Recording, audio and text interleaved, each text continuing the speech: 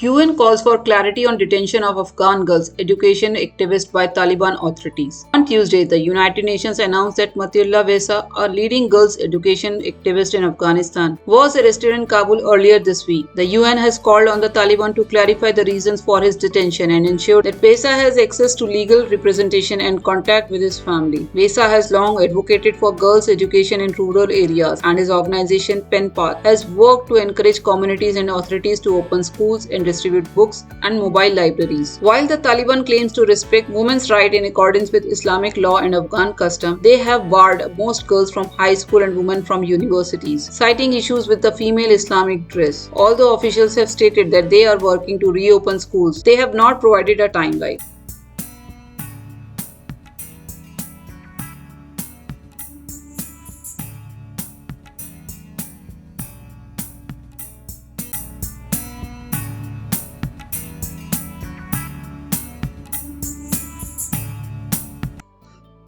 Cyclone Freddy becomes longest lasting tropical cyclone on record, leaving behind a trail of destruction.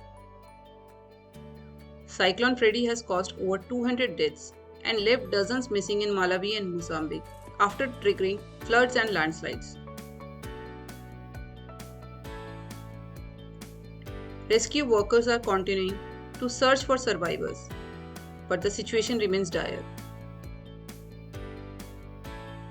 Malawi's government has reported at least 190 deaths, with 584 injured and 37 missing. Mozambique has reported 20 deaths and 24 injured. The storm reached landlocked Malawi on 14th March after sweeping through Mozambique. Cyclone Freddy broke the World Meteorological Organization's benchmark as the longest lasting tropical cyclone on record, having been named on 6 February, made landfall in Madagascar on 21st February, and returning to the Indian Ocean before reversing course to become more powerful at the weekend. Cyclones tracking across the entire Indian Ocean are infrequent, and Freddy's loopback was exceptional. Malawi is grappling with the deadliest cholera outbreak in its history, and fears of a cholera resurgence have been worsened by vaccine shortages.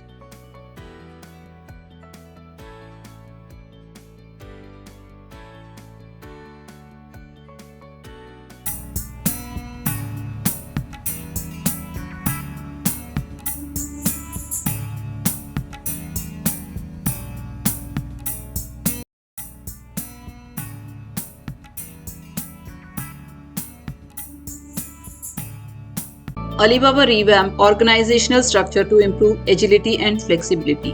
Alibaba Group has announced a restructuring plan to enhance its agility, shorten decision-making links, and respond faster to the rapidly changing market. The company will be divided into 6 business units, including Cloud Intelligence Group, Taobao Tmall Commerce Group, Local Services Group, Kenyao Smart Logistic Group, Global Digital Commerce Group, and Digital Media Entertainment Group. Each unit will be managed by its own CEO and board of directors and will have the flexibility to raise outside capital and seek an initial public offering, except for Taobao Tmall Commerce Group, which will remain wholly owned. Alibaba's CEO Daniel Zhang will continue to serve as the chairman and CEO of Alibaba Group and concurrently serve as CEO of Cloud Intelligence Group. Zhang has stated that the restructuring aims to make the organization more agile, respond faster to market changes, and encourage every employee to return the mindset of an entrepreneur. The announcement comes after Alibaba's founder Jack Ma was seen in public for the first time in over a year at a primary school in Hangzhou. Ma left China in late 2021 when authorities launched a regulatory crackdown on the tech sector, which targeted his empire and the technology industry. Alibaba's US listed share rose up to 8% after the news. The company will also lighten and thin its middle and back office functions, although details of any job cuts were not provided. Stuart Cole, head macroeconomist at Brokerage Equity Capital, said the restructuring would inject an element of flexibility and adaptability into the company.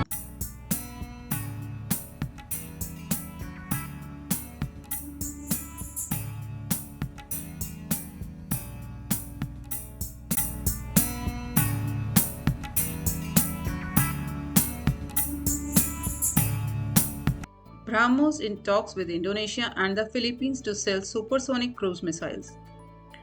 BrahMos Aerospace, An India-Russia joint venture is in talks to sell Indonesia's supersonic cruise missiles worth $200 to $350 million, with negotiations at an advanced stage. According to Atul Dirani, CEO of BrahMos Aerospace, our deal could be concluded within the year, and the Indonesian Defense Forces are showing keen interest in the missiles. Last year, BrahMos made its first foreign sale of shore-based anti-ship missiles to the Philippines worth $375 million. The company is also seeking a follow-on order of around $300 million from the Philippines. The rising Chinese maritime presence in the South China Sea and surrounding regions has driven Indonesia's and the Philippines' increased investment in defense acquisitions, according to data from defense intelligence company chains, with most South Asian countries traditionally purchasing military equipment from the US, France, and Russia. India and BrahMos are trying to expand their market share in the region. Where India is the world's largest defense importer, Rani stated that BrahMos has the go-ahead to market its missiles to every country in Southeast Asia, from both the India and Russian governments. Despite Western sanctions against Russia for its invasion of Ukraine, BrahMos' production and planning remain unaffected.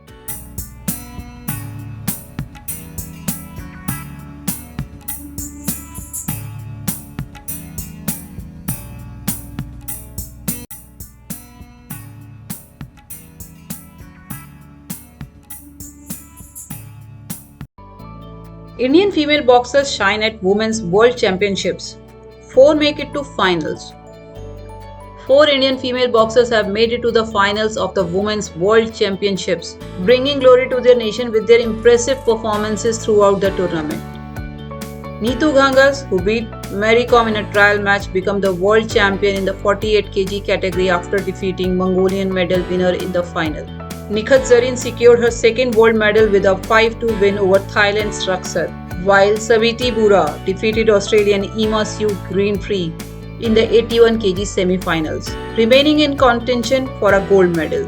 Lovelina Borgohain, who has 2 bronze medals at the World and Asian Championships, makes significant progress after switching to an Olympic weight category of 75 kg, dominating in her victory over 2-time Olympic medalist Quinn. The spotlight is on female athletes, and the Indian women's boxing collective is certainly marching ahead, one ring at a time.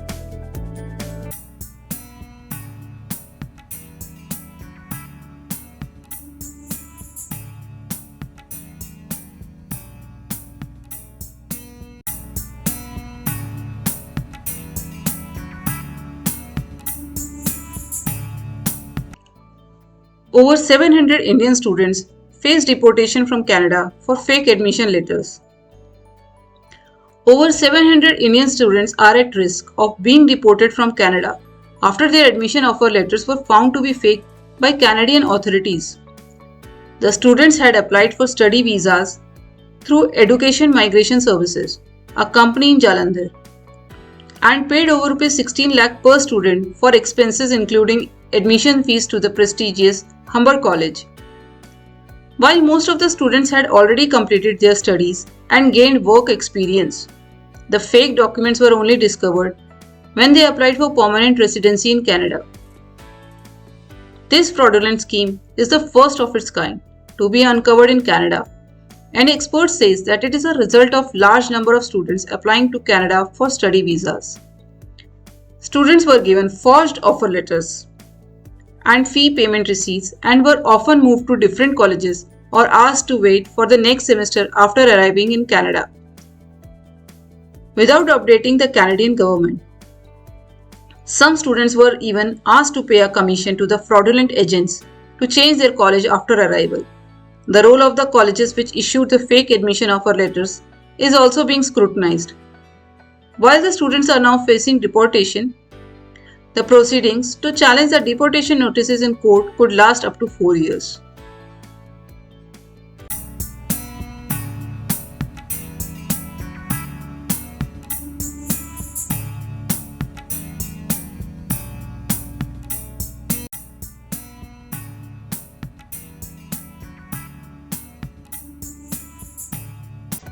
King Charles III becomes first British monarch to address German parliament.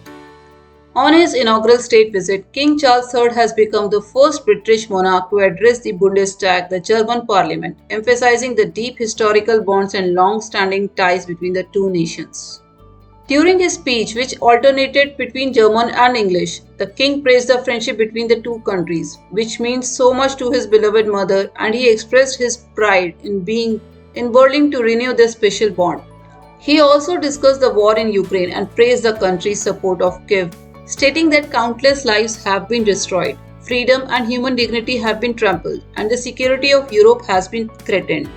He received a standing ovation that lasted nearly 2 minutes. Earlier, King Charles had met with German Chancellor Olaf Scholz, and he plans to visit a refugee center supporting Ukrainians displaced by the war. The monarch's speech also touched on cultural connections, technology, and soccer, referencing England women's football team's win against Germany at Euro 2022.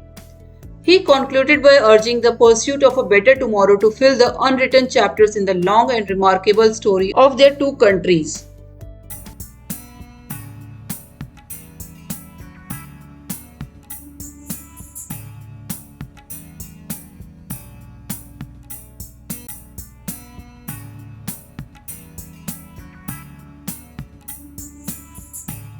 China's loans to developing countries at higher interest rate than IMF. China provided $240 billion in bailout loans to 22 developing countries, including Belt and Road Initiative countries like Pakistan, Sri Lanka, and Turkey, that have received Chinese loans for infrastructure development, according to a report by Aid Data, the World Bank, and the Harvard Kennedy School, and the Kale Institute of the World Economy. The study showed that Beijing accelerated its bailout loans between 2016 and 2021, with 80% of its lending being done during that period. These loans help recipient countries avoid default and continue services through BRI debts in the short run. However, the report warns that China's loans to countries are more opaque compared to other international lenders and come with an average interest rate of 5% compared to the usual 2% rate on an IMF loan. Over 150 countries have signed up to the BRI, aimed at deepening trade relations, which China unveiled through President Xi Jinping a decade ago.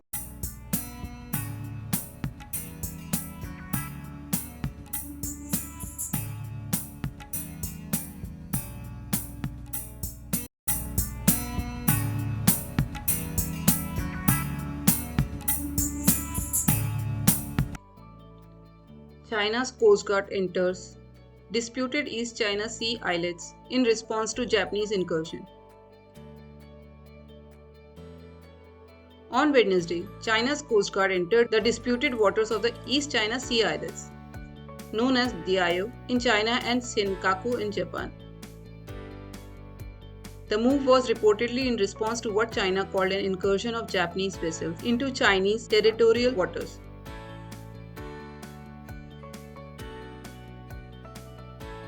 China's Coast Guard referred to the action as a normal rights protection patrol and a routine move.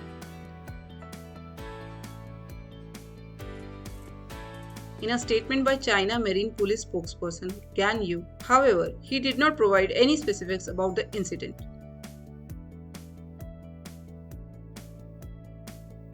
The disputed East China Sea islets have long been a contentious issue between China and Japan, affecting their bilateral ties. The patrol comes a day before a summit between the Japanese Prime Minister and South Korean President. With the United States hoping to see more united front against Beijing from its two allies. The tension between China and its neighbors in the region has been rising in recent years, with China increasing its presence and activity in disputed waters, leading to diplomatic and military tensions.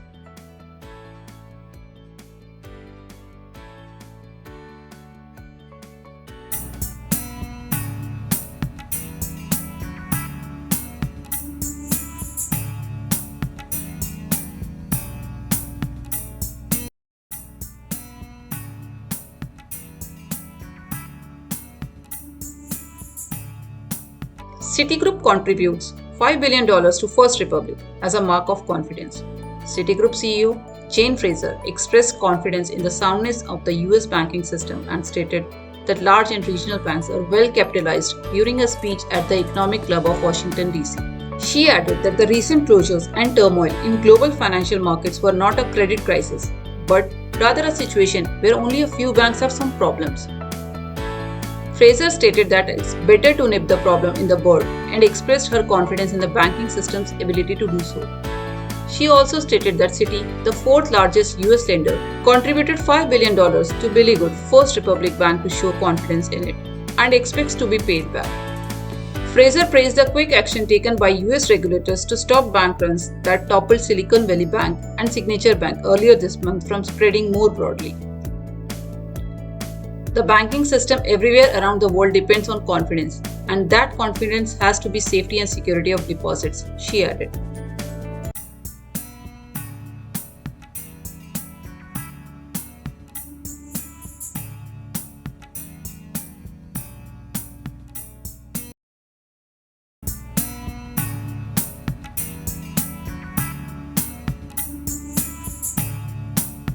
Credit Suisse announces debt buyback plan after Saudi National Bank withdraws support. Credit Suisse, Switzerland's second largest bank, experienced a sharp fall in its shares on Wednesday as its biggest backer, the Saudi National Bank, said it would not provide further financial support to the bank. In response, Credit Suisse announced it would borrow up to 50 billion Swiss francs from the Swiss National Bank and buy back some of its debt. The announcement led to an initial 23% gain in the bank's share price, which had previously lost 25% of its value this year and 70% in the last 12 months. Credit Suisse has been struggling with a series of scandals and compliance failures, and customers withdrew 123 million Swiss francs in 2022. The bank reported an annual net loss of nearly 7.3 billion Swiss francs in February, its biggest since the global financial crisis in 2008.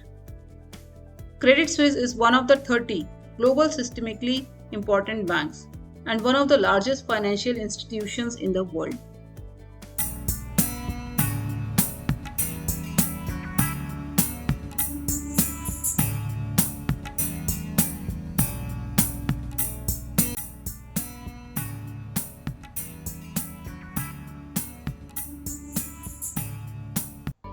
European banking stocks plunge as concern over sector stability persists. On Friday, German Chancellor Olaf Scholz reassured the public that Deutsche Bank remains profitable and has reorganized and modernized its business model. However, the bank's shares fell for a third day, sinking more than 12% after a sharp jump in the cost of insuring the German financial institution's bonds against the risk of default. Shares in Germany's largest bank have lost a fifth of their value so far this month.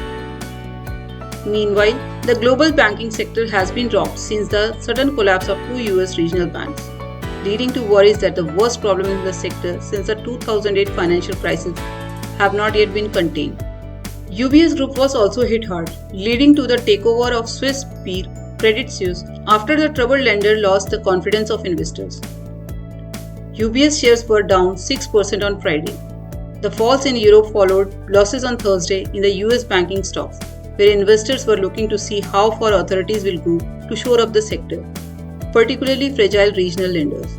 US Treasury Secretary Janet Yellen told lawmakers that bank regulators and the Treasury were prepared to make comprehensive deposit guarantees at other banks, as they did at failed Silicon Valley Bank and Signature Bank.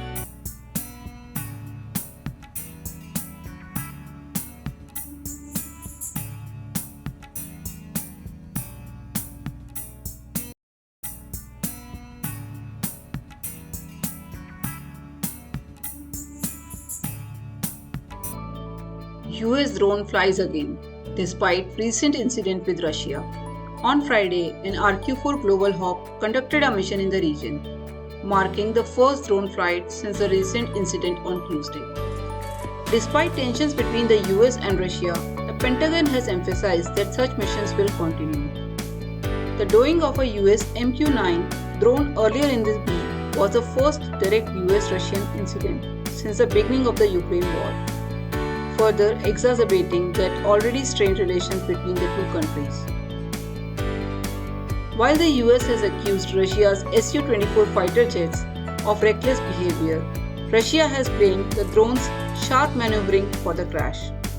On Thursday, the Pentagon released a video which purportedly showed a Russian Su-27 fighter jet coming dangerously close to the drone and dumping fuel in an attempt to damage it. The video also revealed that the loss of the video feed was due to a collision caused by another close Russian maneuver. The incident occurred in international waters and serves as a reminder of the potential for direct confrontation between the US and Russia over Ukraine, a conflict that began over a year ago and has been supported by Western allies with the intelligence and weapons.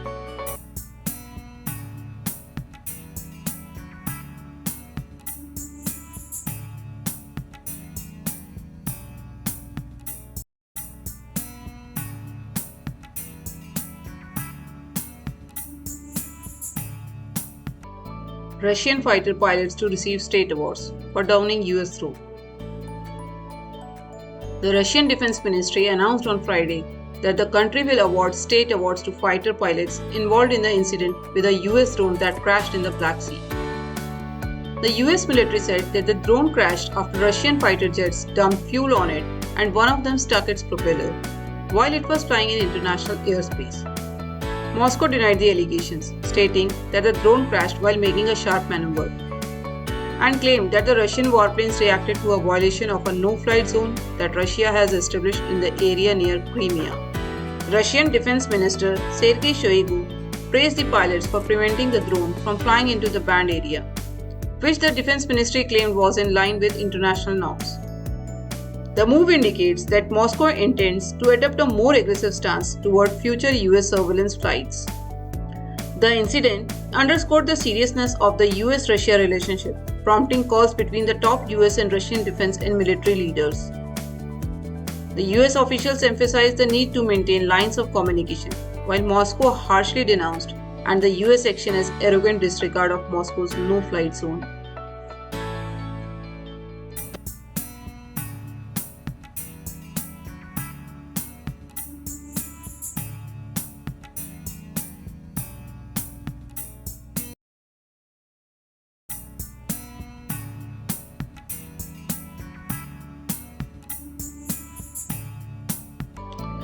Hindu Kush mountains rattled by 6.5 magnitude earthquake, killing dozens. On Tuesday, a 6.5 magnitude earthquake struck the Hindu Kush mountains, located in the northeastern province of Badghashan in Afghanistan, causing significant damage in both Pakistan and Afghanistan. As of now, the earthquake has claimed the lives of at least 13 people and injured over 90. In Pakistan, 9 people were killed and 44 injured, with 19 houses damaged. In Afghanistan, 4 people were killed and 50 injured, with 2 fatalities in the eastern province of Laghman. The earthquake was felt over an area more than 1,000 kilometers wide, affecting over 285 million people across Pakistan, India, Uzbekistan, Tajikistan, Kazakhstan, Kyrgyzstan, Afghanistan, and Turkmenistan. The region is seismically active due to the Indian plate pushing north into the Eurasian plate. In 2005, a 7.6 magnitude earthquake struck northern Pakistan, killing at least 73,000 people, while a 6.1 magnitude earthquake in eastern Afghanistan claimed the lives of over 1,000 people last year. The governments of Pakistan and Afghanistan have declared a state of emergency, and hospitals have been put on high alert to provide immediate medical aid to the affected people.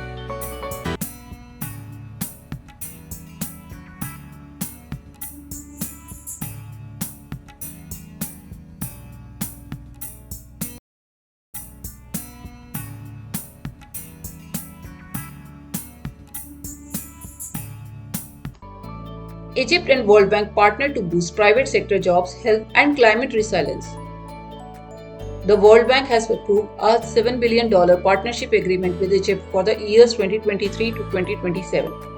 The deal aims to create jobs in the private sector, improve health and education, and strengthen resilience to climate change. The agreement will involve $1 billion per year from the International Bank for Reconstruction and Development and approximately $2 billion over 5 years from the International Finance Corporation. The CPF will work towards creating a level playing field for the private sector and promoting investments, while also improving macroeconomic management. Egypt's Minister of International Cooperation, Rania Al-Mashar, highlighted the importance of private sector participation in development, as well as promoting job opportunities and creating an investment-friendly environment. The CPF includes regional integration and supports climate action in Africa, which will enhance resilience and encourage mitigation and adaptation efforts. As part of the agreement, the IFC will collaborate with the European Bank for Reconstruction and Development and Egypt's Sovereign Fund to develop desalination plants in Egypt using a public-private partnership model.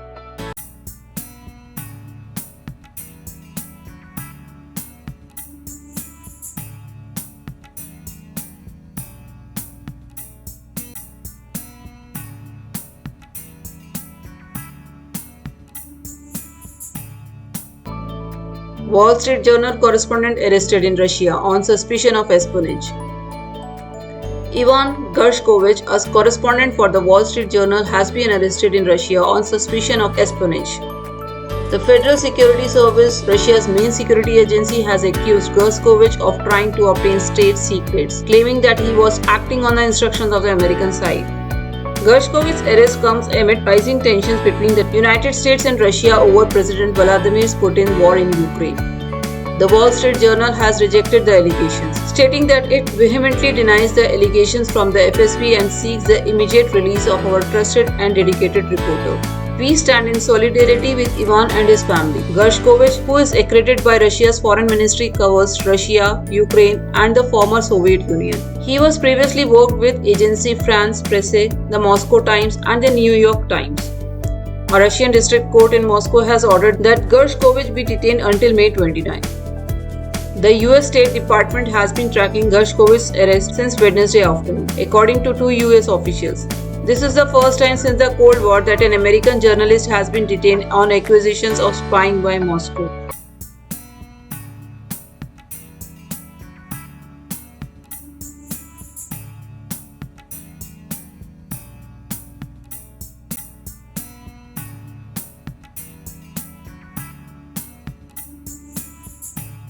Shortages of vegetables loom as inflation and unfavorable weather hit domestic production. Food prices in UK have reached their highest level since 1977, resulting in a potential shortage of fresh vegetables due to a rising cost and unpredictable weather that affects domestic production. Industry data from market researcher Cantor indicates that UK food price inflation has hit levels not seen in nearly 50 years, with grocery price inflation reaching a record 17.5% in the 4 weeks to March 19. The situation has prompted many UK food retailers to purchase less, taking a hit to their profits. Meanwhile, a shortage of tomatoes, cucumbers, and peppers caused by supply disruptions in North Africa has exacerbated the situation. Furthermore, UK production of salad ingredients is expected to hit a record low this year due to high energy costs, which deter British producers from planting crops in greenhouses. The fresh produce industry's precarious state has raised concern about the future of British food producers. Shop owners, farming unions, and growers have warned of more shortages ahead, which could soon spread to other crops like leeks, cauliflowers, and carrot. The cost squeeze extends to poultry and pig farmers, causing many to leave the industry. Although the government and supermarkets claim to be confident about the supply, Lee Steele, secretary of the Lee Valley Growers Association, has expressed doubts about the future of growers facing losses.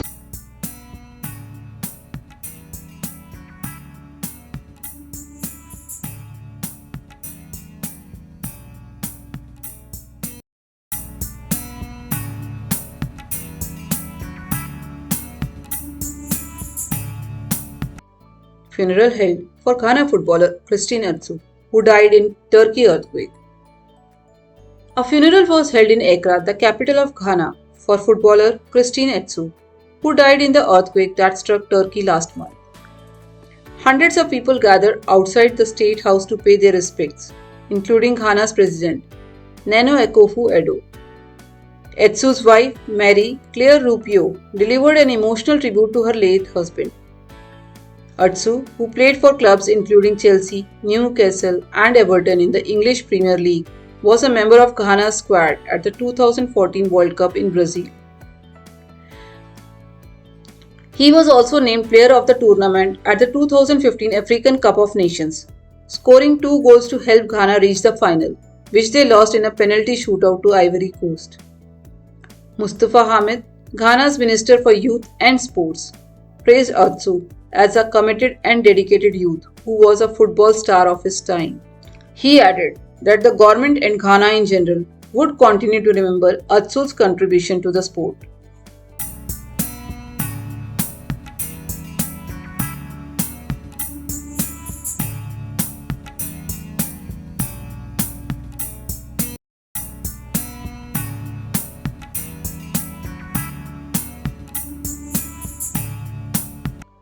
ICC issues first arrest warrant since Russian invasion of Ukraine for Putin and official. The International Criminal Court has issued an arrest warrant for Russian President Vladimir Putin and Maria Alexeyevna, an official in his office, for alleged war crimes relating to the unlawful deportation and transfer of Ukrainian children from occupied areas of Ukraine to Russia. The ICC claims Putin and Maria are responsible for the crimes and warns that further crimes could be prevented by making the warrants public. The ICC has not revealed any details about the number of cases or children involved. Ukraine has previously arrested and convicted some Russian soldiers for war crimes in Ukraine. The ICC's arrest warrant marks the International Court's first warrant since Russia invaded Ukraine,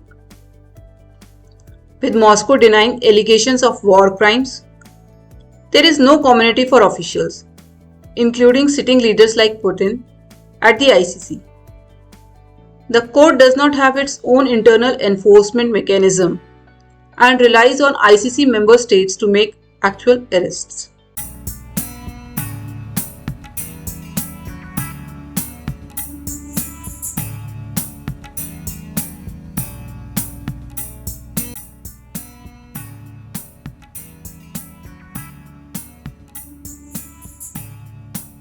India expresses concern over Sikh protesters breaching security in Canada and UK. India expresses concerns to Canada over Sikh protests, demanding security for its diplomatic premises. Hundreds of protesters gathered in front of the Indian consulate in Vancouver, demanding an independent Sikh state, which has been a simmering issue for decades. India's Ministry of External Affairs has called the Canadian government to take steps to ensure the safety of its diplomats and the security of its premises. Meanwhile, Indian police have launched a manhunt for Sikh preacher Amritpal Singh, who has revived talk of an independent Sikh homeland and raised fears of a return to violence that claimed tens of thousands of lives in the 1980s and 90s. The police have accused Singh and his supporters of attempted murder and other charges. In a related incident, Indian police have also opened an investigation into a protest of its High Commission in London, where protesters with Khalistan banners took an Indian flag down from a balcony. India has summoned the top British diplomat in New Delhi to seek an explanation.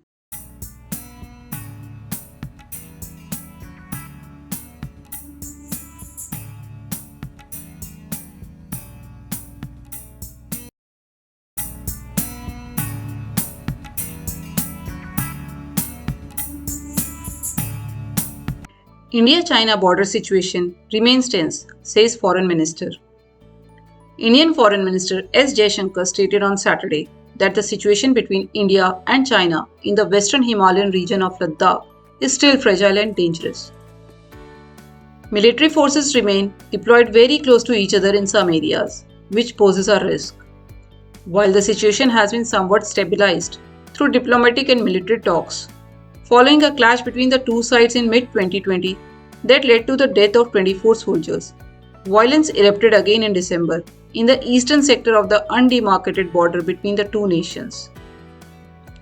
Jaishankar stressed that India-China relations cannot return to normal until the border row is resolved, in line with the September 2020 in-principle agreement he reached with his Chinese counterpart. Although forces from both sides have disengaged from many areas, discussions are ongoing about unresolved points. Jaishankar emphasized that India has made it clear to China that breaching peace and tranquility is unacceptable and that agreements must be respected. He also discussed the situation with China's new foreign minister, Qin Gang, during a G20 meeting hosted by India this month. Regarding India's presidency of G20 this year, Jaishankar expressed hope that the forum can become more inclusive and reflect global concerns rather than being dominated by the global north.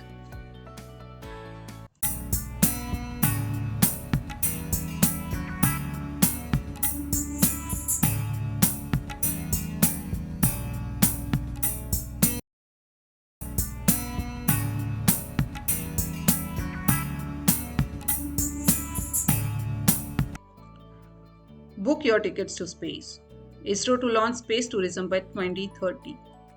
The Indian Space Research Organization is developing its own space tourism module, which is expected to be both safe and reusable.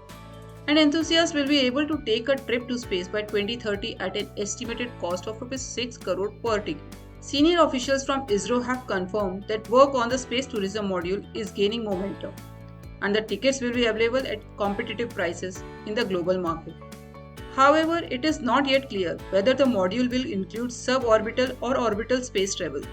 ISRO's first human space flight program, Gangayaan, is working on a number of technologies that are important building blocks for human space missions. Scientists from ISRO have told the sources that ISRO is likely to partner with private firms for the development of space travel module via the Indian National Space Promotion Authorization Center. The ISRO chairman addressed the safety of the space mission and stated, and they are using the reusable launch vehicle technology demonstration to learn more about the safety of space flights. ISRO's focus on developing a safe and reusable module is commendable, as it would make space travel more accessible and affordable for the public.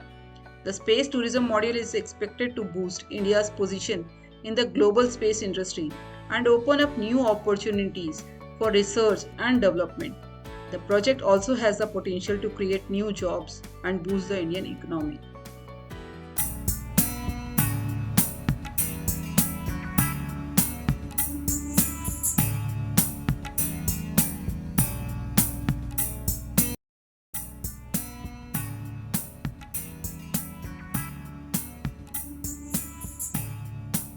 North Korea tests nuclear-capable underwater drone, but experts urge caution. North Korea claims to have tested an unmanned underwater drone capable of carrying a nuclear warhead and creating a radioactive tsunami. According to a report from the Korean Central News Agency, the drone, called the Unmanned Underwater Nuclear Attack Craft HALE, underwent more than 50 tests in the past 2 years and was verified for reliability and safety. However, analysts have urged skepticism, noting a lack of proof and North Korea's history of exaggerating its capabilities. Some analysts also question the strategic value of investing limited fissile material in an underwater drone instead of a more mobile ballistic missile. North Korea also claimed to have tested nuclear-capable cruise missiles, with 4 of the missiles reportedly hitting targets in the Sea of Japan. The tests are seen as a message to the US and its allies in the region amid ongoing tensions and military exercises.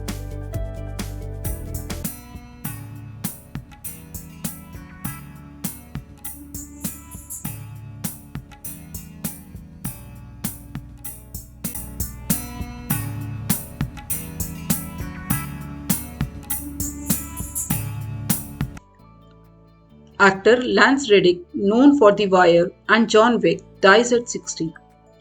Actor Lance Reddick, known for his role as a police chief in The Wire and a supporting actor in the John Wick films, has passed away at the age of 60.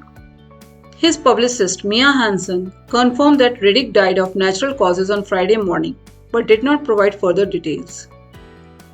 According to law enforcement sources, cited by TMZ.com, Reddick was found dead at his home in the Studio City district of Los Angeles around 9:30 am on Friday. His death comes just days before the scheduled release of the 4th installment of the John Wick franchise, in which he reprised his role as a hotel manager Sharon. Reddick's first major screen role was as a police chief Cedric Daniels in the HBO crime drama The Wire. He later played a similar role as a big city police chief on the Los Angeles-based cop drama Bosch, a show from the streaming service Amazon Prime. In addition to his television work, Reddick appeared in several motion pictures, including Angel Has Fallen, Monster Party, and Godzilla vs. Kong. He was also known to video game enthusiasts as the voice of Commander Zwala in the Destiny franchise. Reddick was a classically trained pianist who obtained a bachelor's degree in classical composition from the University of Rochester's Eastman School of Music. He released a jazz album, Contemplations and Remembrances, in 2007.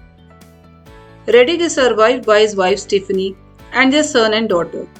Fellow actor Wendell Pierce paid tribute to Reddick on Twitter, calling him a man of great strength and grace, and the epitome of class.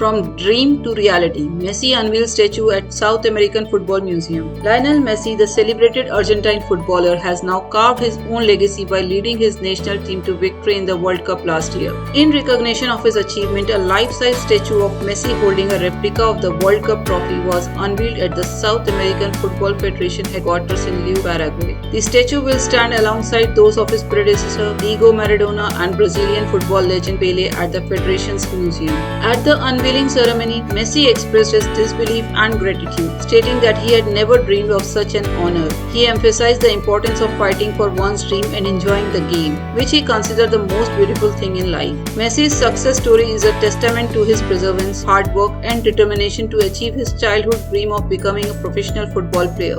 In addition to the statue unveiling, Messi and the Argentine team received miniature trophies of the World Cup and the Copa America, which they won in 2021. The Argentine Football Federation also renamed the national team's training facility after Messi in recognition of his contribution to the sport. Messi has scored 99 goals for his country and is poised to become the first Argentine player to reach the milestone of 100 international goals in the upcoming friendly against Curaçao.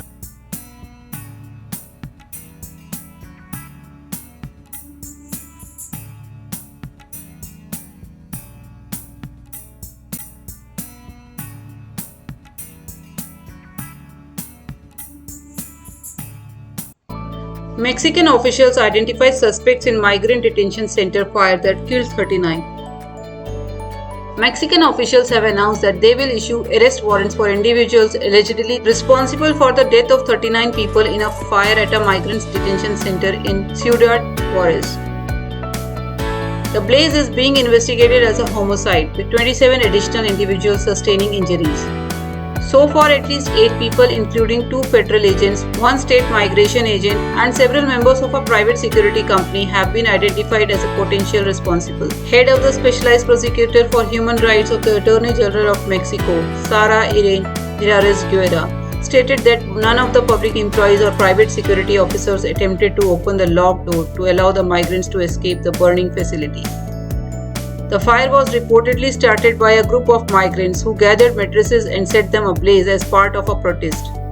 One of the arrest warrants is for a migrant who allegedly started the fire, according to Herares. A surveillance video from inside the center shows how quickly the flames spread throughout the holding area after inmates set mattresses on fire. It also appears to show that those detained were behind bars with the gate locked. Mexican officials have been in contact with several Latin American countries, including Colombia, Ecuador, Guatemala, Honduras, El Salvador, and Venezuela, to identify the victims, repatriate their bodies, and support the affected families. The current death toll is expected to change because several deceased and injured migrants have not yet been identified. Ciudad Juarez, located on the US-Mexico border, is one of the several Mexican border cities that have had to deal with migrants sent back from the US by a pandemic-era public health restrictions set to expire in early May. Migrants often wait for weeks or months in Mexico to present their case at a port of entry, and in the meantime, many sleep rough in the streets, begging for change to survive. The incident has sparked questions about the level of funding allocated to Mexico's migration institution. Although officials have claimed that budget has been deemed to adequate following a review.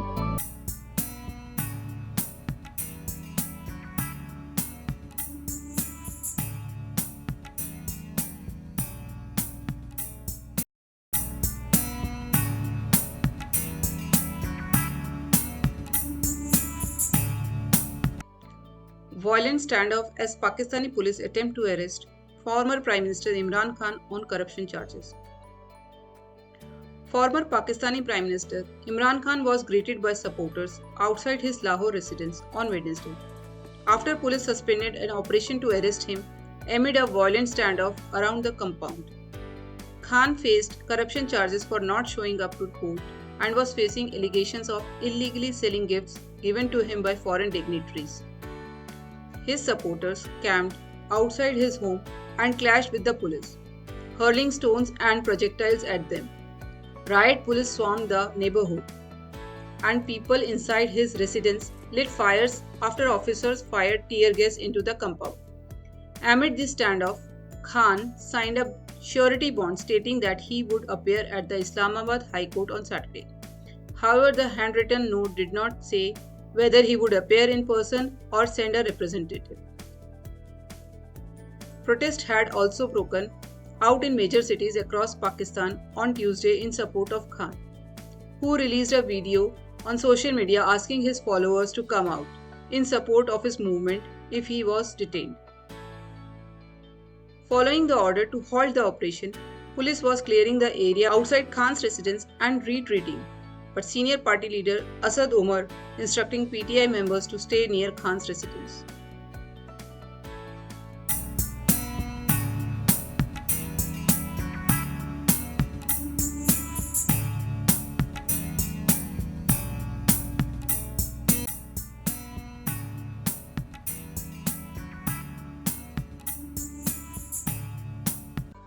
Clashes continue in Paris over French pension reforms.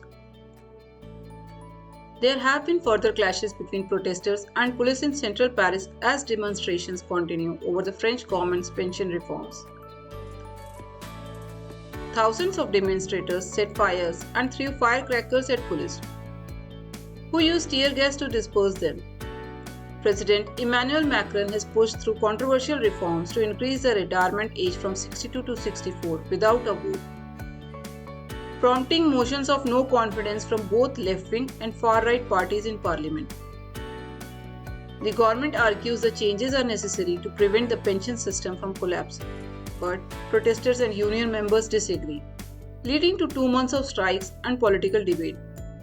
The unrest has caused disruption to public services, schools, and waste collection, and there are plans to stop production at a large refinery in Normandy. Union leaders are calling for the reform to be withdrawn, stating that changing the government or prime minister will not solve the issue.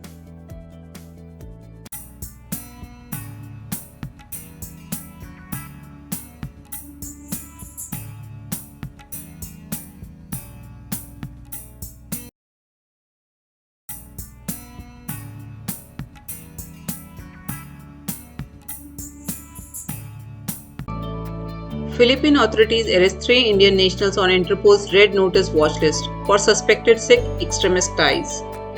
Philippine government agencies arrested 3 Indian nationals in their 20s who are suspected members of the banned Khalistani Tiger Force, a Sikh extremist group. The suspects, who are on Interpol's Red Notice watch list, were caught off guard in an apartment in the central Philippine city by the Philippine Bureau of Immigration, the Cybercrime Investigation and Coordinating Center, and the Military Intelligence Group during a joint operation. They entered the country using fake passports and will face charges of murder, violation of the Explosive Substances Act 2001 and the Unlawful Activities Prevention Act 1967 of India. The suspects are also being investigated for their alleged ties to the Jammu and Kashmir Ghaznavi Force, another terror group banned by the Indian government under anti-terror laws. The Philippine government attributes the operation's success to the proper and speedy coordination between the government agencies involved through the National Cybercrime Hub established at the Bonifacio Global City.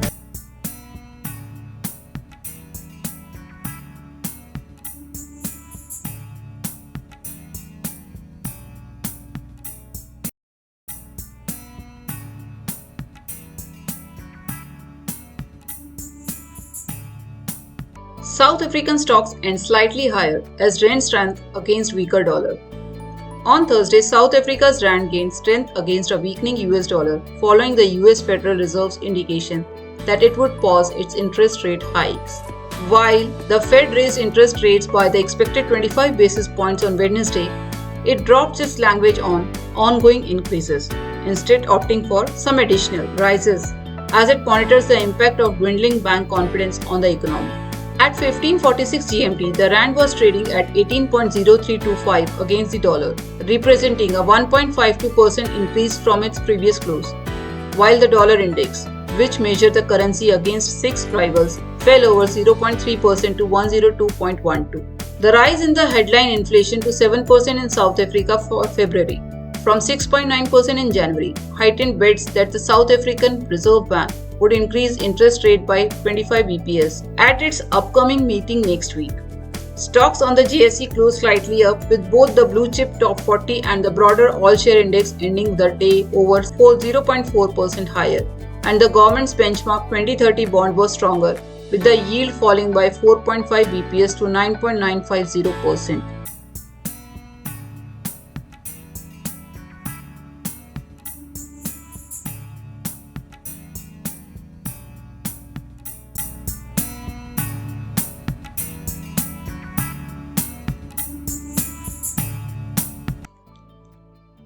Police used tear gas against legislators supporting Sonko, raising fears of violence in Senegal.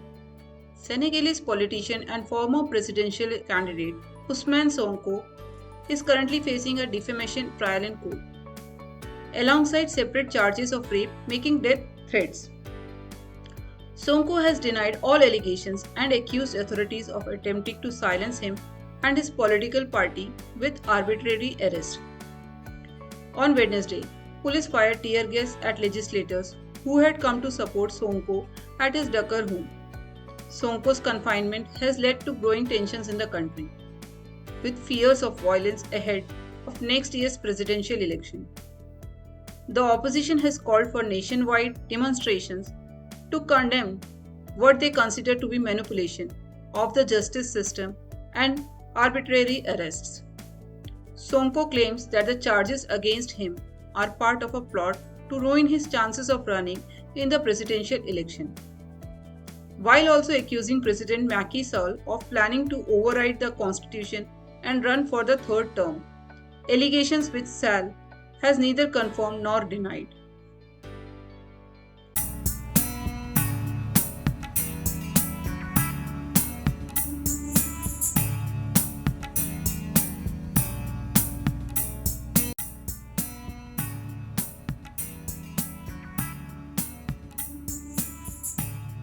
Standard Chartered to sell Jordanian business to Arab Jordan Investment Bank.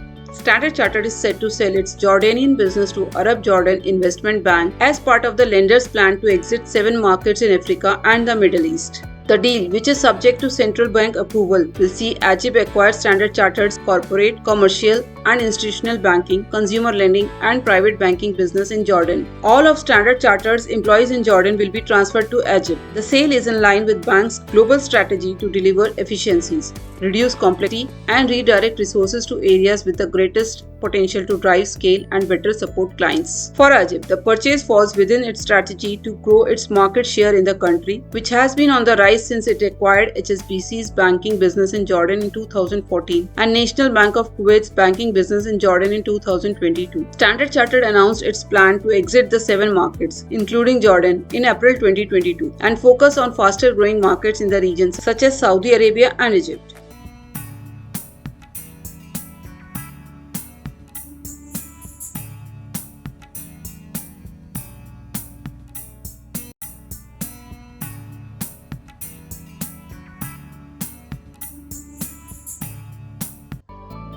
US lawmakers grilled TikTok CEO over harmful content and influence on young users.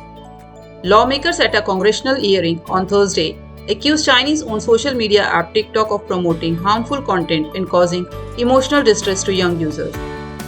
Republican and Democratic representatives grilled TikTok CEO Shou Ziqiu over the app's alleged promotion of self-harm, eating disorders, and dangerous challenges. Hu, in his first appearance before Congress, stated that TikTok has invested in measures to protect young people who use the app, but lawmakers raised concerns about user data being accessed by the Chinese government and called for increased protection for children. TikTok has faced growing pressure from lawmakers to ban the app in the US over national security concerns. The company recently rolled out more parental control tools and is developing a feature that would allow parents to block their teens from seeing videos containing certain words or hashtags.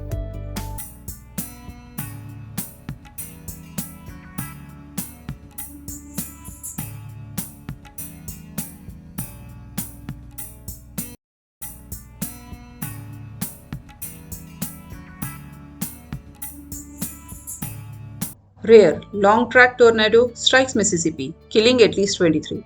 A devastating tornado wreaked havoc across western Mississippi on Friday night, leaving at least 23 people dead, numerous buildings torn apart, and thousands of homes without electricity. The Mississippi Emergency Management Agency has confirmed the death toll and reported dozens injured and 4 missing. The tornado touched down in Rolling Fork, about an hour away from Jackson around 8 p.m. local time and lasted over an hour, with a trail of approximately 170 miles. This long track tornado is described as very rare by National Weather Service meteorologist Lance Perillox. Governor Tate Reeves declared a state of emergency in the affected areas, and search and rescue operations are underway. The damage and devastation are widespread, with Sharkey County being the hardest hit, leaving at least 13 people dead. Over 81,000 customers without power in Mississippi, Alabama, and Tennessee. The loss and destruction caused by this tornado will be felt in these towns forever. And the governor has requested prayers for all those who lost family and friends.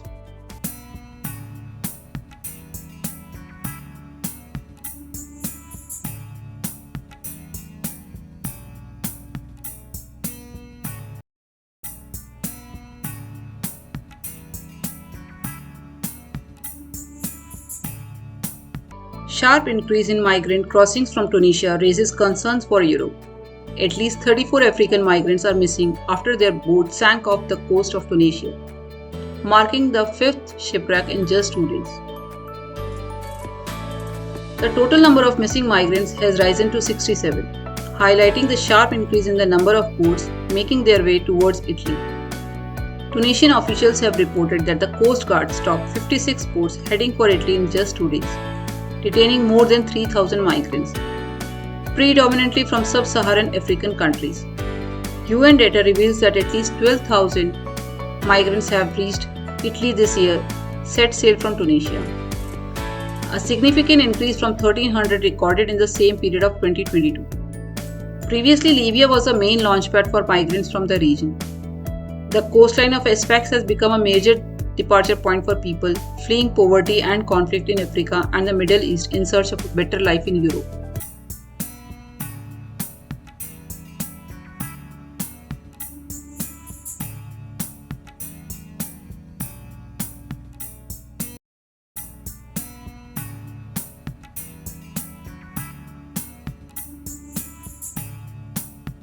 Ukraine hit by deadly Russian missile attack on Invincibility Point. A Russian missile struck a civilian shelter in Konstantinivka, Ukraine, killing at least 3 women and injuring 2 men. The shelter was one of many set up across Ukraine to provide basic services to civilians in times of conflict. The attack was a part of a wave of heavy shelling in the Sumy region, which left 2 or more people dead and caused damage to administrative and residential buildings, according to President Volodymyr Zelensky's office.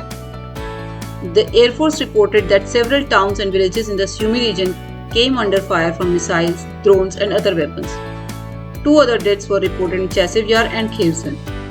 Russia, which invaded Ukraine 13 months ago, has not commented on the attack.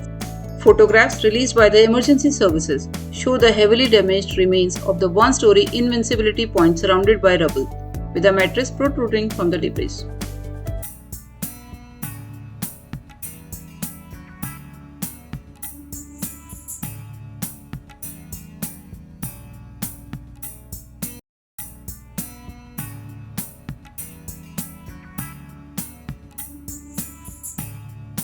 Ukraine criticizes Putin's plan to station nuclear weapons in Belarus and calls for a UN Security Council session. Ukraine strongly criticized Russian President Vladimir Putin's announcement to deploy tactical nuclear weapons in Belarus, calling it a provocative step that undermines international security. The Ukrainian Foreign Ministry released a statement denouncing Russia's inability to be a responsible steward of nuclear weapons and called for an emergency United Nations Security Council session to address the matter. They also called on a group of 7 countries and European Union to warn Belarus of potential consequences if they accept the weapons. Putin claimed that Belarus President Alexander Lukashenko had requested the deployment, but Minsk had not yet commented publicly. Ukraine urged the international community to take decisive measures to deter and prevent any possibility of Russia using nuclear weapons.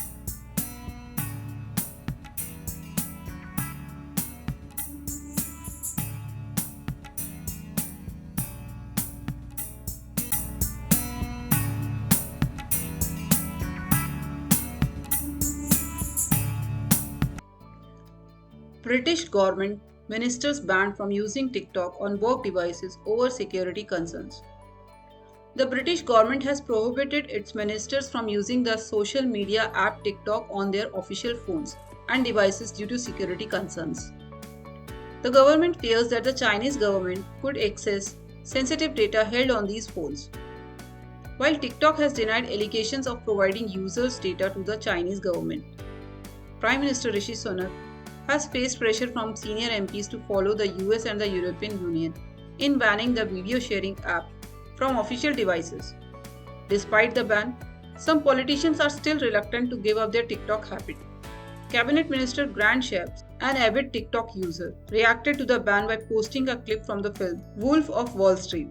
However, ministers have not been banned from using the site on their personal phones, and the Ministry of Defense said it would continue to use the app to promote the work of the armed forces and communicate support to Ukraine. TikTok has expressed disappointment with the UK government's decision, claiming it is based on fundamental misconceptions and driven by wider geopolitics. TikTok has faced bans from the US, the European Commission, Canada, Belgium, and India due to similar security concerns.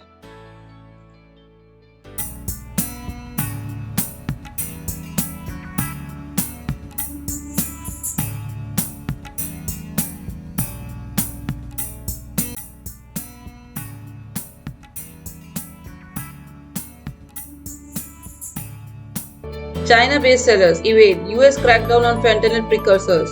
Our investigation has revealed that US sanctioned chemical companies in China may be evading the American crackdown on illicitly made fentanyl. The investigation found that at least one China-based company had links to a sanctioned entity, and a seller was eager to ship potential ingredients for the lethal drug. The seller, known as Linda Wong, was curt when asked if she sold a chemical often used to create fentanyl, stating that it was banned. However, she quickly provided an alternative, stating that CAS 79099 powder is best. You can have a try. After more than a week of back and forth, she became impatient and urged the buyer to order as soon as possible. The illegal trade of fentanyl has turbo-changed the US opioid overdose crisis in the last decade, with more than 100,000 Americans dying from drug overdose in 2021 and two-thirds of the fatalities involving synthetic opioids, much of which is believed to have come from illicitly made fentanyl according to the Centers for Disease Control. Fentanyl can be 50 times stronger than heroin and 100 times stronger than morphine, and while pharmaceutical-grade versions can be prescribed by doctors for severe pain, controlling the illegal trade of the drug has turned into a geopolitical headache for the Biden administration. China's vast chemical market, which supplies the world with raw materials for everything from perfume to explosive, is also a major pipeline of the building blocks for fentanyl, known as fentanyl precursors, according to US officials. Most such precursors also have legitimate uses, including for medical research, making a part for the booming transitional trade, which further complicates the fight against fentanyl.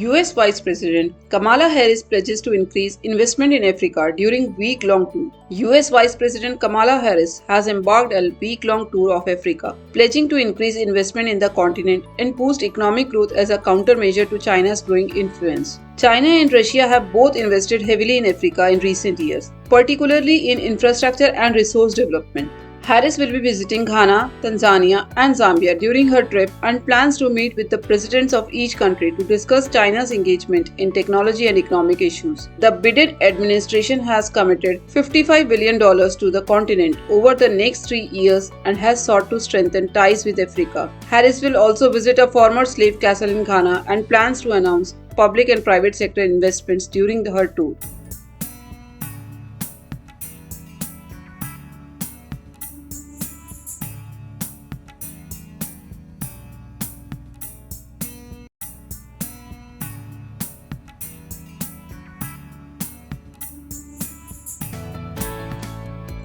Azerbaijan arrests 6 for alleged Iran-backed coup plot, expels 4 diplomats. Azerbaijan has arrested 6 of its nationals for allegedly planning to overthrow the government and establish a pro-Iran religious regime with the help of Iranian authorities. The State Security Service, Ministry of Interior and Prosecutor General's Office released a joint statement accusing the group of receiving funding and instructions from Iran to undermine stability and start armed riots in Azerbaijan. The arrest follows the recent detention of several Azerbaijani nationals suspected of having links to Iran amid rising tension between the two countries. In response to what it is described as provocative actions by Iran, Azerbaijan has announced the expulsion of 4 Iranian diplomats. Relations between the two neighbors have deteriorated due to Azerbaijan's improving ties with Israel, Iran's arch-enemy. The Azerbaijani Foreign Ministry has also expressed its displeasure with Iran's recent behavior, summoning the Iranian ambassador and giving the diplomat 48 hours to leave the country. Last week, an anti-Tehran Azerbaijani lawmaker survived an attempted assassination, which Azerbaijan has suggested may have been linked to Iran. Azerbaijan had closed its embassy in Tehran earlier this year after its head of security was killed in an attack, but recently opened its embassy in Israel.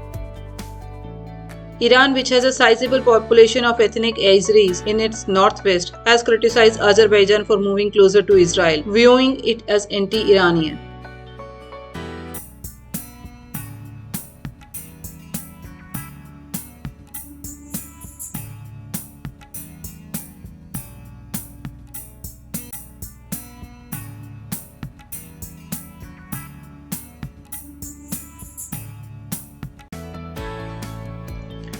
5 killed and 9 injured in Louisville bank shooting by employee live streaming the attack on social media. A shooting rampage at an Old National Bank in Louisville on Monday left 5 people dead and 9 others injured, according to the police. The 23-year-old gunman, identified as Connor Sturgeon, was an employee at the bank and used a rifle in the attack while live streaming it on social media. The police shot and killed him at the scene, but it remains unclear whether he took his own life or was slain by law enforcement. Among the dead were Joshua Barrick, 40, Diana Eckred, 57, Thomas Elliott, 63, Juliana Farmer, 45, and James Ted, 64. Kentucky Governor Andy Beshear became emotional at a news conference as he revealed that he knew some of the victims, including Elliott, who was a senior vice president at the bank. 2 police officers were also among the wounded, and a 26-year-old recent police academy graduate remained in critical condition after brain surgery. Sturgeon had worked as a full-time employee at the bank since 2022 as a portfolio banker, having been an intern there for 3 summers. He had no prior contact with the police in Louisville, and his motive for the shooting is yet to be determined. The incident marked the latest in a long series of mass shootings in the US and was broadcast live on social media. Mass shootings have become a common occurrence in the United States, with 146 incidents recorded so far in 2023, according to the non-profit Gun Violence Archive. In response to the tragedy, President Joe Biden called on Congress to pass legislation mandating safe storage of firearms, background checks for all gun sales, and ending gun manufacturers' immunity from liability. The incident follows similar live-stream shootings, including the 2019 Christchurch mosque attacks in New Zealand and a racially motivated shooting at a Buffalo grocery store in May 2022.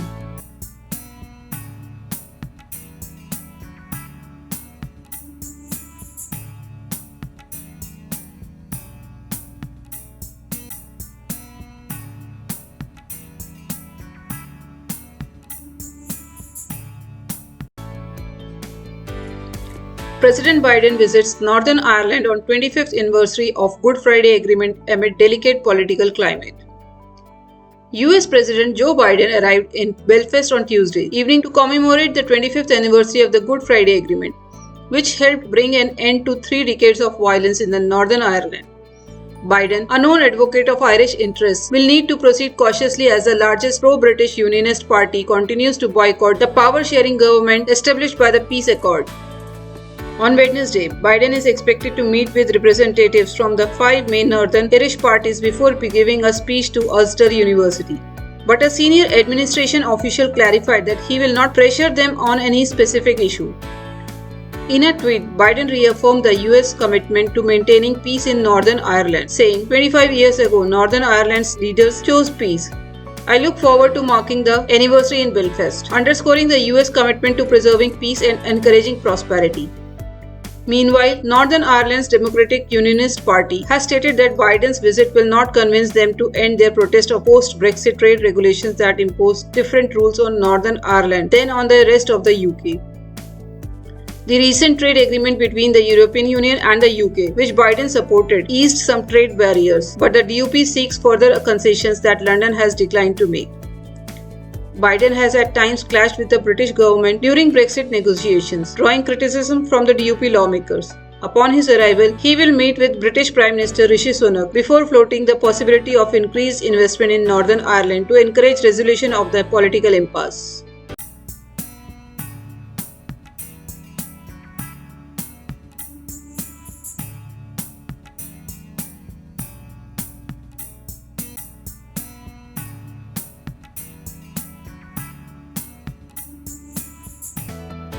Bank of Canada expected to hold interest rates despite economic acceleration.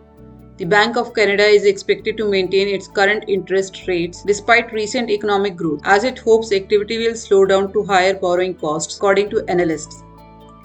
Last month, the Bank of Canada paused its rate hiking campaign and said no further tightening would be needed if the economy slows as expected. While inflation has cooled, preliminary data shows GDP rose by 0.3% in February. Unemployment figures indicate a seventh consecutive job gain. However, Bank of Canada Governor Tiff Macklem is seeking to rebuild public trust after facing criticism for initially misjudging inflation. All 33 economists except the BOC to hold its key overnight rate steady, and money markets believe the next move will be a cut.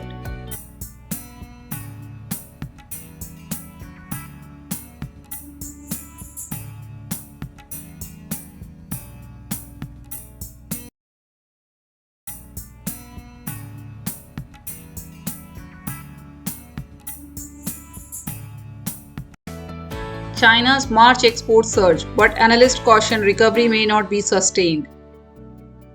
China's exports surged unexpectedly by 14.8% YOY in March, snapping 5 straight months of declines and beating economists' prediction of a 7.0% fall, according to official data. Officials have flagged rising demand for electric vehicles, solar products, and lithium batteries as drivers of the strong performance. However, analysts have cautioned that rebound partly reflects suppliers catching up with unfulfilled orders after last year's COVID-19 disruptions and warned that the global demand outlook remained subdued. They also note that China's strong performance contrasts with the other Asian exporters such as South Korea and Vietnam, which have seen exports decline in the first few months of 2023, contributing to doubts that it can be sustained.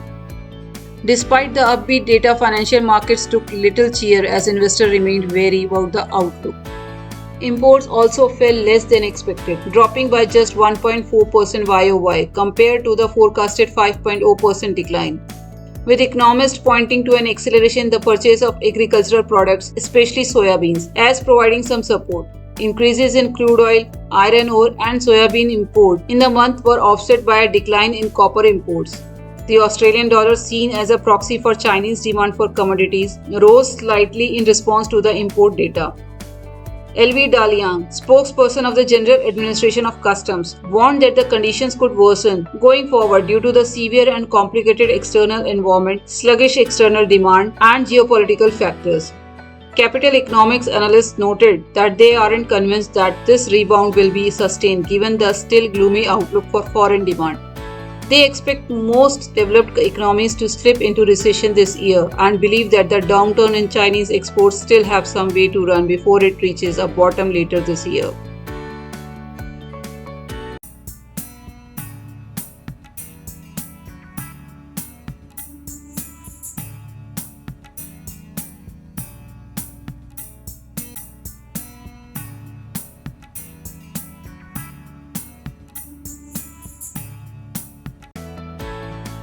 Egypt to host 12th World Urban Forum in 2024, focusing on developing countries' priorities in urban development. Egypt has been announced as the host of the 12th World Urban Forum in November 2024, according to while Nasser Eldin Etchia, the Egyptian ambassador to Kenya and permanent representative to UN Habitat. The announcement was made during the first meeting of the Executive Board of the UN Habitat Program of 2023, held in Nairobi, Kenya. The forum will focus on the priorities of developing countries in the field of urban development, in line with the United Nations Sustainable Development Goals. Established in 2001, the World Urban Forum is an initiative of the United Nations that aims to address the pressing issue of rapid urbanization and its impact on communities, cities, economies, climate change, and policies. The first WUF was held in Nairobi, Kenya in 2002 and has since been held around the world. The 11th World Urban Forum is scheduled to take place in Katowice, Poland in June.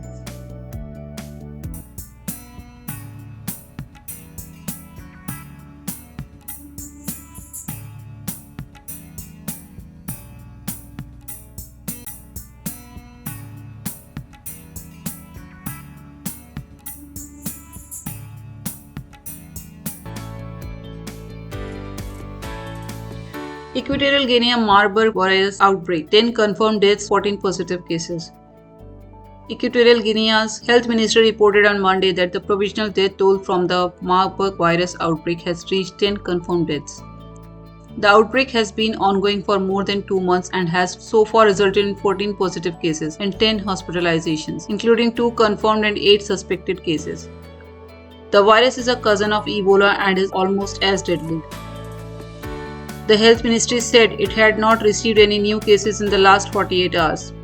However, the World Health Organization has called on Equatorial Guinea to report cases on the Marburg virus, citing fears of a potential large-scale epidemic that would affect neighboring Gabon and Cameroon.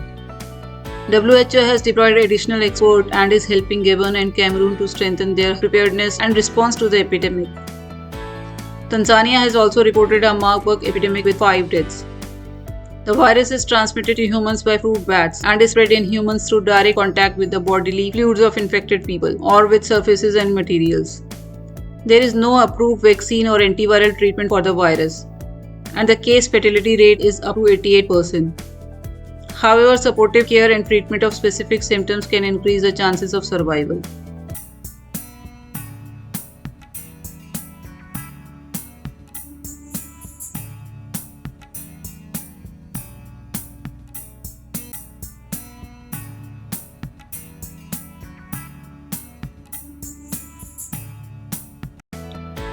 Finland joins NATO, prompting threats from Moscow and bolstering eastern flank. In a historic move prompted by Russia's invasion of Ukraine, Finland has formally joined NATO, ending 7 decades of military non-alignment. The move roughly doubles the length of NATO's border with Russia, strengthening its eastern flank as the war in Ukraine continues. Finland's blue cross on a white background tag was hoisted outside NATO's Brussels headquarters, alongside those of the other 30 member nations, as a military band played in the spring sunshine.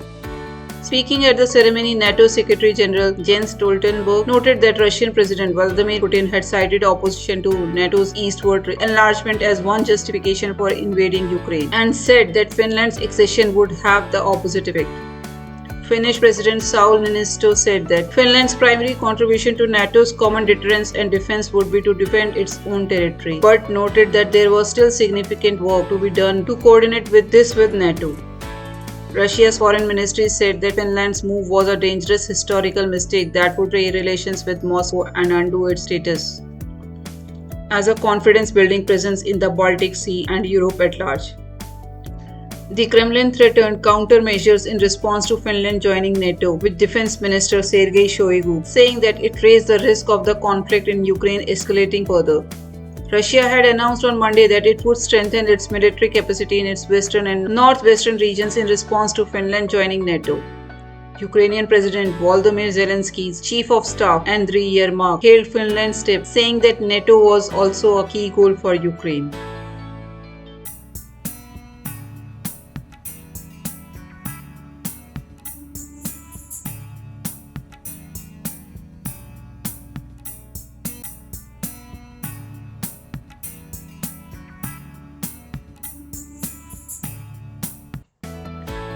Google fined $160 million by Indian appeals court over Android dominance case. An Indian court has upheld a $160 million fine imposed on Google by the country's antitrust regulator for unfair business practices related to Android's market dominance. The National Company Law Appellate Tribunal ruled that Google was liable to pay the fine, but set aside 4 of the 10 antitrust directives imposed on the company. The CCI had accused Google of exploiting its dominant position and asked the tech giant to make several changes to the Android ecosystem, including not forcing manufacturers to pre-install the entire suite of Google apps and allowing users to choose their default search engine. The Android-related inquiry was started in 2019, following complaints by consumers of Android smartphones. The NCLAT's ruling means that Google can continue to impose curbs on users downloading apps without using its App Store and is free to block third-party app stores from its Play Store. The ruling comes after Google faced a similar case in Europe, where regulators imposed a $5 billion fine on the company for using its Android operating system to gain an unfair advantage in the market.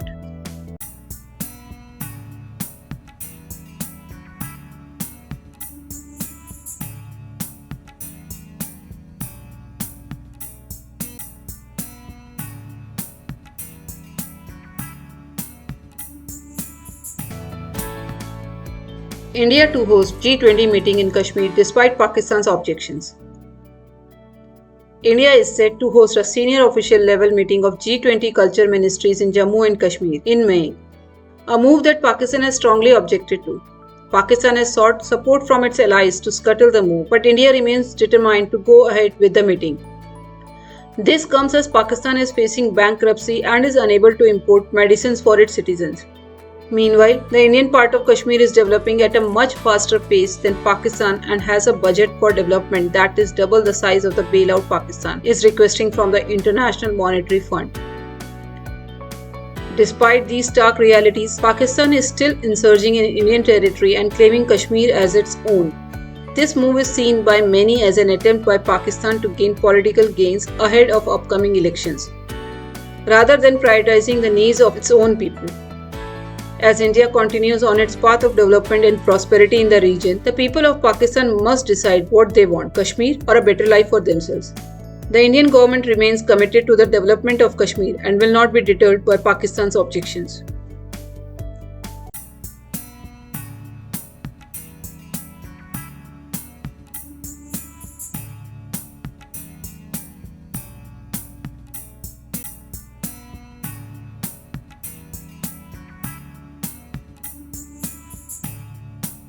Iraq and Kurdistan still face challenges in energy cooperation despite deal on oil exports to Turkey. Analysts say that there are still many hurdles to overcome before Iraq's federal government and the Kurdistan regional government can finally settle their long-standing dispute over oil exports. A deal signed on April 4th has allowed the flow of about 450,000 barrels of oil per day from the semi-autonomous region and from fields in Kirkuk, operated by the federal government to Turkey's Ceyhan port to restart. However, the uncertain status of existing contracts signed by the KRG with international oil companies, which Baghdad has long considered unconstitutional, and the KRG's debt to oil companies and traders could cause complications. Additionally, there is no guarantee that the deal will be turned into permanent legislation. A federal oil and gas law, which would settle how Baghdad and the KRG cooperate on energy issues as outlined in the 2005 Iraqi constitution, has yet to be passed by a fractious parliament. The agreement signed on April 4th stipulates that oil revenue from exports from Kurdish oil fields will be put into a jointly managed account monitored by Baghdad, while the oil will be marketed by the Federal State Oil Marketing Organization. It is expected that SOMO will have a senior board member from the Kurdish side, possibly from the region's Ministry of Natural Resources. However, it leaves a question mark over Kurdish oil contracts. All contracts will be reviewed and studied by a joint committee based on a Supreme Federal Court ruling in February last year, and those who refuse to cooperate will be blacklisted.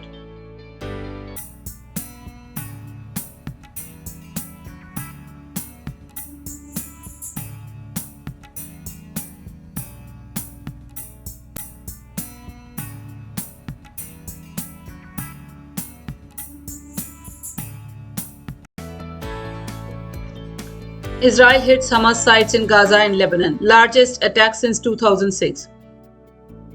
The military conflict between Israel and Hamas continued to escalate on Friday as Israel launched airstrikes on Gaza and southern Lebanon in retaliation for rocket attacks it attributed to Hamas.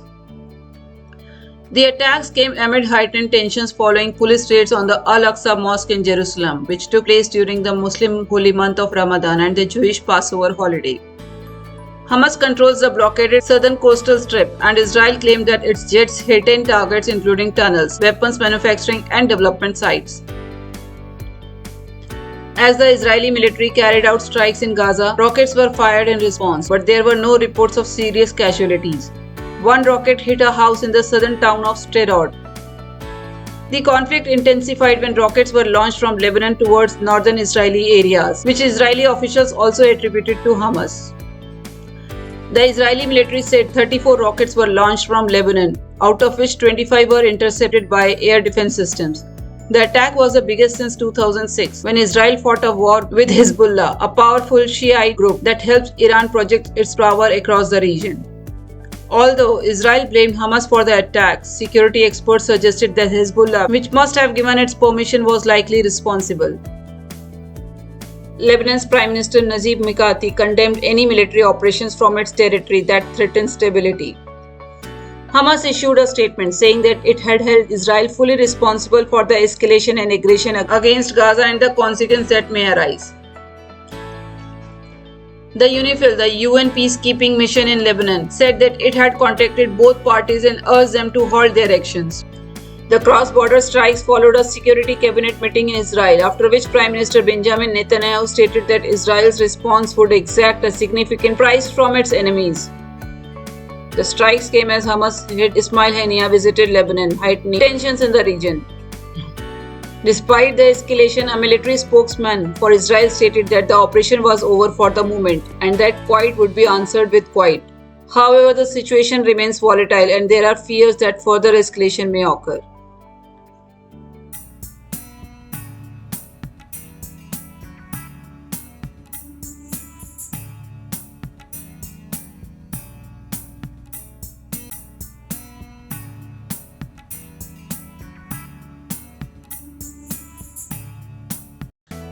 John Steenhuisen, re-elected as leader of South Africa's main opposition party, Democratic Alliance. The Democratic Alliance has re-elected John Steenhuisen as its leader, putting him in a strong position as the party campaigns to unseat the ruling African National Congress in South Africa's national elections next year. Steenhuisen won 83% of the vote at the party's National Congress in Johannesburg, defeating Mafo Feleste, who would have been only the second black leader in the party's history. The DA has historically appealed to a predominantly white demographic. Steenhuisen has made preventing an ANC Economic Freedom Fighters coalition his top priority in the months leading up to the elections. The DA has struggled to manage coalitions in the past and has had all three of its mayoral candidates ousted since 2021. Steenhuisen plans to lead a pre-election united opposition moonshot pact consisting of opposition parties and civic organizations. The DA was formed in 2003 after breaking away from parties that were part of the apartheid government. It became the official opposition following the 2004 general elections and grew in support until 2019 when it suffered from its first decline in a national election under the leadership of Mmusi Maimane, its first black leader. Despite this setback, the party has maintained control of the Western Cape province and won mayoral positions in 3 key cities across South Africa in the 2021 local government elections through coalition governments. During the 2021 elections, the ruling ANC fell below the 50% threshold for the first time in democratic history, while the DA won 20% of the vote, losing votes to the EFF. The ANC has faced criticism for corruption and mismanagement, which has contributed to its declining support.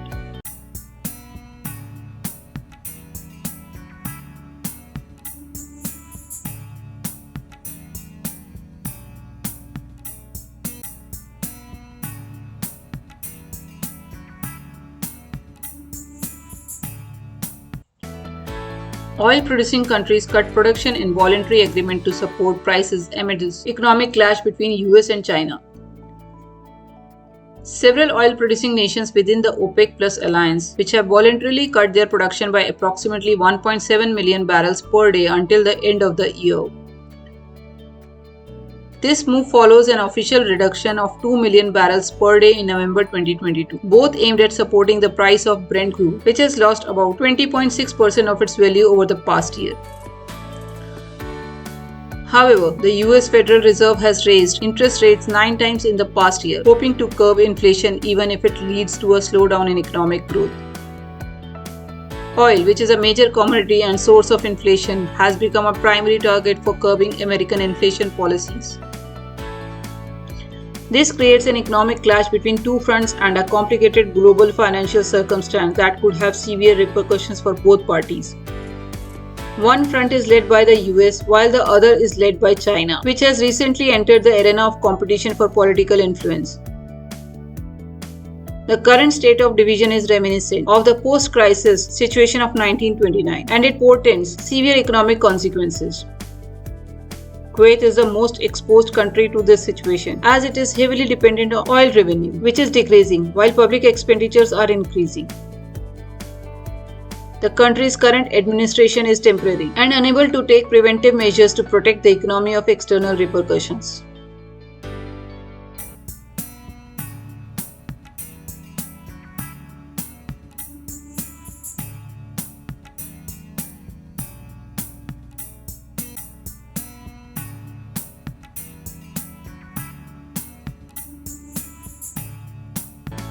Biden administration to pilot faster asylum screenings for migrants crossing US-Mexico border.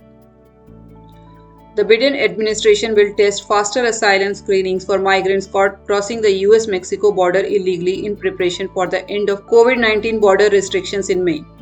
The initial screenings will be conducted by US asylum officers over the phone, and migrants will have access to legal counsel.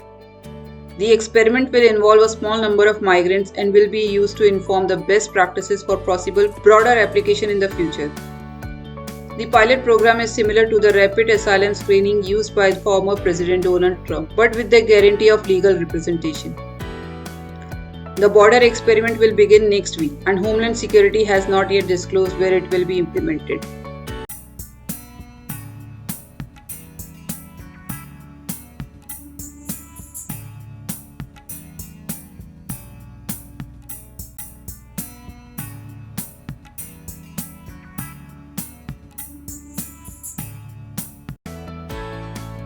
Pope Francis delivered his Easter message to the world on Sunday.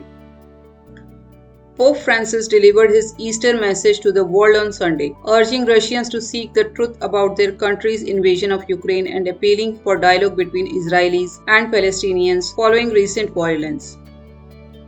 The 86-year-old pontiff presided over a solemn Easter Day Mass in St. Peter's Square, adorned with a carpet of 38,000 flowers donated by the Netherlands.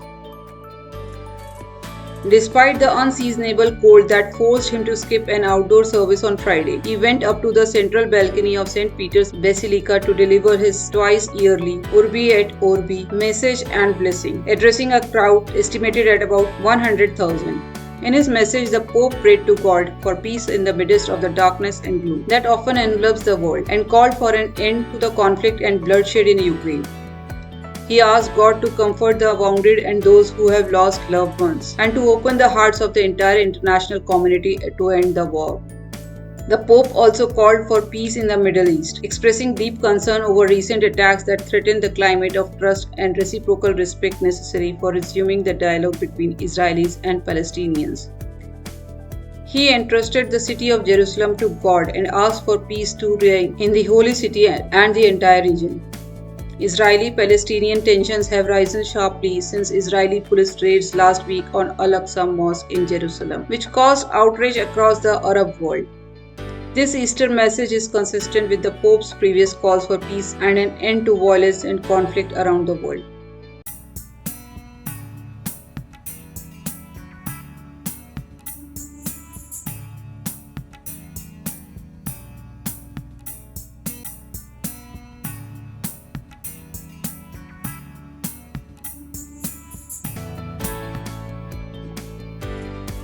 West Coast port worker shortage leads to temporary shutdown of busiest US ocean trade gateway amid ongoing labor negotiations. A labor dispute between union dock workers and employers has caused a shortage of workers at West Coast ports, leading to the temporary shutdown of the busiest U.S. ocean trade gateway on Friday. According to the Pacific Maritime Association, which represents employers, a substantial number of workers at the ports of Los Angeles and Long Beach failed to show up on the job starting Thursday evening. The PMA claims that the missile workers were a result of a coordinated action by the International Longshore and Warehouse Union to withhold labor during contract talks. However, the ILWU disputes this, stating that the slowdown was due to thousands of union workers attending a monthly membership meeting on Thursday evening and observing the Good Friday holiday the following day. Despite the worker shortage, cargo operations are ongoing as longshore workers at the ports remain on the job, according to ILWU Local 13. Operators at the port of Long Beach temporarily closed 4 of the Seaport's 6 terminals when workers did not show up on Friday morning. Port officials are working with the ILWU and PMA as well as federal, state, and local officials to support a return to normal operations. The labor dispute has been ongoing since the previous employment contract expired on July 1, 2022, and major retailers have been forced to ship cargo to Eastern Gulf ports to avoid disruptions. However, the ILWU and PMA have recently reached a tentative agreement on key negotiation, sticking points, and are committed to resolving the contract matter expeditiously with the help of the Biden administration.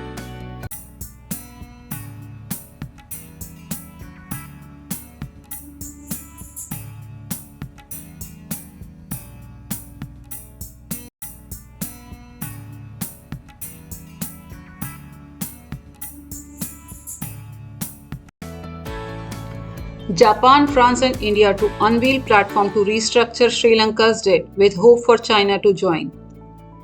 Japan, France and India are set to unveil a new platform for creditors to coordinate the restructuring of Sri Lanka's debt. According to Japanese Finance Minister Shunichi Suzuki, the announcement of the platform will be made on Thursday and is expected to include a series of meetings of the creditor nations to discuss the debt. The initiative, which was initiated by Japan and supported by France and India, aims to address debt vulnerabilities of middle-income countries like Sri Lanka. Japan, as the chair of the year's Group of 7 meeting, has made this issue one of its priorities. The platform's formation comes just a month after Sri Lanka secured a $2.9 billion program from the International Monetary Fund to help alleviate its suffocating debt burden and address its worst economic crisis in more than 7 decades. Suzuki expressed hope that many countries could participate in the platform and suggested that it would be very nice if China also joined.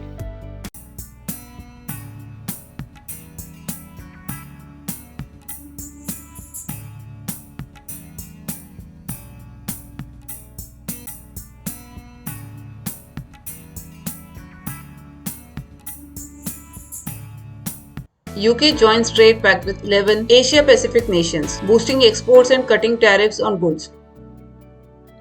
After 3 years of leaving the European Union, the UK has signed a deal to join a trade pact with 11 Asia-Pacific nations, including Australia, Canada, Chile, Japan, Mexico, New Zealand, Peru, and Singapore, among others. The Comprehensive and Progressive Agreement for Trans-Pacific Partnership will boost UK export by cutting tariffs on goods such as cheese, chocolates, cars, machinery, gin, and whiskey. The deal will loosen restrictions on trade between members and reduce tariffs on goods, covering a market of around 500 million people. UK membership of the CPTPP is expected to add only 0.08% to the size of its economy, according to the government's estimates, as the country already has free trade deals with most of the members except Brunei and Malaysia. The Office of the Budget Responsibility has previously said Brexit would reduce the UK's potential economic growth by around 4% in the long term. However, the UK will become the first European country to join the CPTPP after 21 months of negotiations. Prime Minister Rishi Sunak called it the UK's biggest trade deal since Brexit, with the potential to create new jobs, growth and innovation. The UK and the CPTPP members are expected to make final legal and administrative steps required for the UK to formally sign in 2023.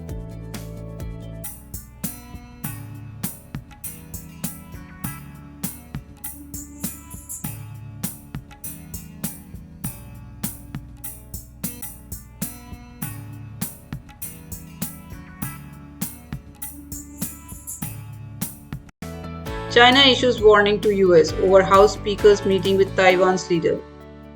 China has warned US Housekeeper Kevin McCarthy against repeating disastrous past mistakes by meeting Taiwan's President Tsai Ing-wen. The country has cautioned that such a meeting would not promote regional peace and stability but rather unite the Chinese people against a common enemy. McCarthy, the third most senior US leader, is set to meet with Tsai in California during a sensitive stopover, which has resulted in Chinese threats of retaliation. Taiwan's president is making a formal transit in Los Angeles on her way back of Taipei after visiting Central America, and the US has clarified that such stopovers are common and there is no need for China to overreact.